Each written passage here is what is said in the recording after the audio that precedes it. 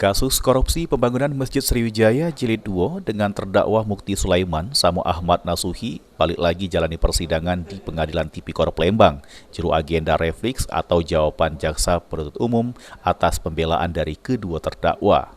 Juru refleksnya, jaksa penuntut umum sudah mentahke pembelaan dari kedua terdakwa, di mana jaksa penuntut umum anggap amun kedua terdakwa terbukti melakukan perbuatan korupsi sesuai juru pasal 2 Undang-Undang RI nomor 20 tahun 2001 tentang Tipikor dengan hukuman selama 15 tahun penjara untuk terdakwa Ahmad Nasuhi, lalu hukuman selama 10 tahun untuk terdakwa Mukti Sulaiman.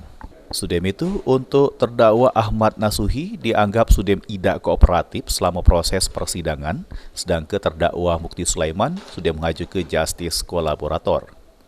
Selanjutnya, atas refleks ini bakal dijawab lagi oleh kedua terdakwa dengan agenda duplik di sidang berikutnya. Sri Febriandi, PAL TV.